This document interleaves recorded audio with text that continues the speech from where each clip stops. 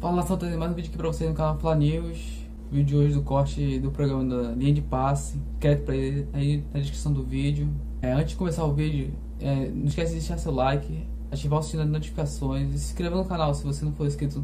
Bom, o vídeo de hoje é falando sobre o jogo do Flamengo agora que acabou de se classificar para mais uma final, né? Terceira em 4 anos. A final desse elenco do Flamengo aí, né? Em cima do Vélez no Maracanã. Vai pegar o Atlético Paranaense. O Palmeiras foi eliminado ontem, né? Vai pegar o Atlético Paranaense na final rubro-negra. Aí eu quero saber, o que vocês acham? Acho que o Flamengo é favorito nessa final da Libertadores? Ou por ser jogo único, né? Pode... não tem favoritismo, tá 50-50.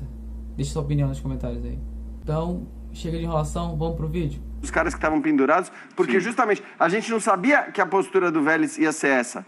Pode ser que viessem mesmo provocando, querendo treta e tudo mais, e aí você ter os caras no banco, às vezes você corre o risco de ter até mesmo o cara no banco de reservas tomando cartão. Então acho que o Flamengo passou sem nenhum arranhão por essa semifinal, manteve invencibilidade, venceu porque mereceu vencer e, acima de tudo, pensou na decisão como tinha que fazer desde o primeiro minuto do jogo. O jogo não estava lá essas coisas no primeiro tempo, mas aí fala mais alta a qualidade individual de uma dupla, né? Quem cruza, o Everton Ribeiro, e quem cabeceia com tanta felicidade, o Pedro, aliás, né? O que o Pedro toca tem virado ouro ultimamente e a cabeçada foi de ouro, uma cabeçada dificílima para empatar o jogo. Por que eu falo da dupla? Porque ouvimos, a partir de agora, essa dupla aqui no Linha de Passe. Logo depois que acabou o jogo, eles conversaram com a imprensa. Fala, Everton, tudo bem? Cara, parabéns pela classificação, também pelo recorde de hoje, o jogador que mais atuou pelo Flamengo em Libertadores. Queria que você falasse um pouco sobre o jogo de hoje, uma dificuldade inicial que o Flamengo teve, projetasse também essa final agora com o Atlético Paranaense, esse adversário duro que vocês já enfrentaram na Copa do Brasil, e também o que vocês aprenderam no ano passado numa final, vocês podem levar para esse ano também. Um jogo difícil, né? Como é uma semifinal de Libertadores, a gente sabia que tinha uma vantagem, mas queríamos vencer, queríamos jogar bem, e eles conseguiram sair na frente. Nós tivemos tranquilidade, mantemos a cabeça no lugar, organizado, chegamos ao empate, depois fizemos um excelente segundo tempo, então tá todo mundo de parabéns. Dorival nos mostrando e nos ajudando no intervalo, que a gente precisava melhorar. Então acho que é um conjunto de tudo, a nação mais uma vez dando show, nos ajudando, e é muito especial esse momento para mim. Eu agradeço a Deus por tudo que eu estou vivendo, um privilégio poder jogar no Flamengo, e agora, ainda mais com um recorde desse, 49 jogos, e pronto para fazer 50 numa final de Libertadores. Trabalhar firme, aprender com os erros do passado e trabalhar forte para essa grande final. Vai ser um jogo extremamente difícil, mas vamos nos preparar bem para buscar esse tricampeonato. Valeu, obrigado. Classificação, você hoje fez um gol histórico, se tornou o jogador que mais fez gols pelo Flamengo em uma edição de Libertadores. Queria que você falasse sobre isso, sobre a dificuldade que o Flamengo teve um pouquinho no jogo. Todo mundo falou que ia ser muito fácil, mas vocês mostraram aí, viram que não foi fácil. Projetasse essa final contra o Atlético Paranaense em Guayaquil no dia 29 de outubro. E tem convocação aí na sexta-feira, você falasse um pouquinho sobre isso, essa fase esplendorosa que você vive. Nós do elenco, ninguém falou que ia ser fácil, né? A imprensa, todo mundo estava falando. Mas a gente manteve a seriedade, né, como a gente teve no primeiro jogo. Uma grande equipe, mostraram que é uma grande equipe que começaram jogando muito bem, fizeram 1-0. Né, eles estavam conseguindo sair um pouco jogando no primeiro tempo. E no intervalo o professor Dorival conseguiu acertar. E conseguimos a virada, um jogo muito complicado. Mas isso mostra mais uma vez a capacidade desse elenco. Né, muito feliz com mais uma final, é a terceira final desse elenco na Libertadores. E espero poder conquistar mais títulos. E a convocação, estou muito feliz com esse momento que eu estou vivendo, né? A expectativa boa, mas como eu sempre falo, é continuar trabalhando, evoluindo, e se Deus quiser as portas da seleção vão se abrir. Valeu, obrigado. Muito bem, então 2 dos principais personagens, que bacana, né? Esses números também, eles refletem bem o que significa essa geração. O Eugênio citava, gente, são 3 finais nos últimos 4 anos, na história da Libertadores. Assim, é muita coisa o que tem conseguido essa geração. E esses caras vão acumulando esse tipo de recordes, né? O Everton, que vai chegar a 50 jogos, como ele mesmo disse, na final da Libertadores. O Pedro, então assim, são coisas diferentes. O Pedro se igualou hoje ao Zico, só ao Zico, em número de gols na história da Libertadores, com a camisa do Flamengo 16, e ao mesmo tempo ele chegou a 12 numa única edição, na atual edição, superando Zico e Gabigol, que eram os principais artilheiros do Flamengo dentro de uma mesma edição da Libertadores, com 11 gols cada. Então, esses recordes eles vão sendo acumulados por essa geração.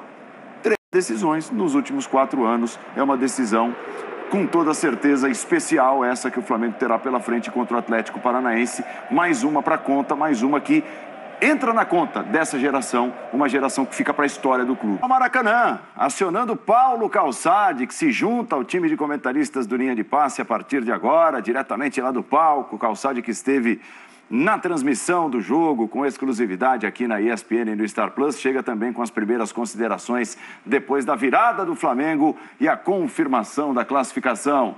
Tudo bem, Xará? Bem-vindo.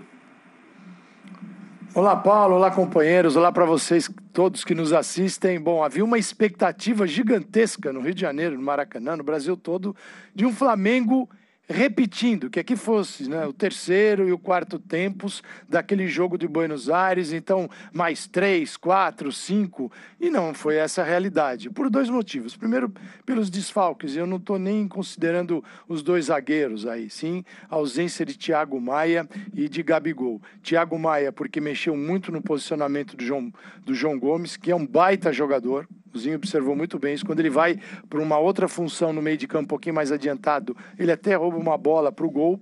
Então é um jogador que está numa fase incrível. E era um meio de campo do Flamengo transformado.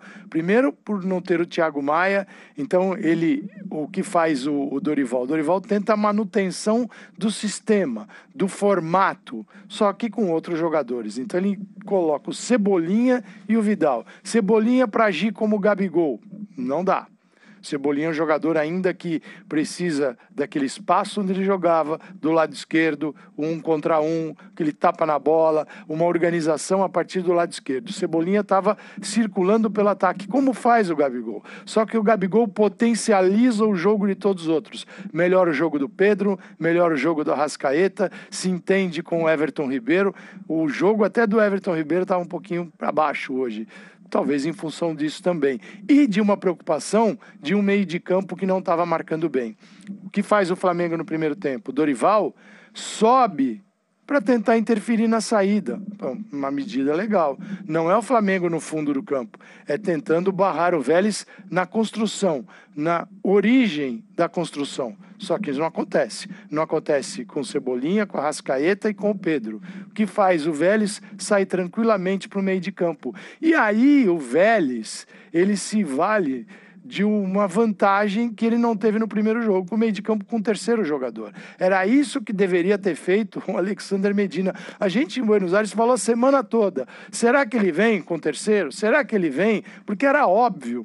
Onde o Flamengo é muito mais forte, ele tinha que barrar o Flamengo. Não, ele vem com 2 volantes que ficaram exaustos, porque é um jogo construído pelo lado na Argentina, vazio no centro do campo, onde o Flamengo deitou e rolou.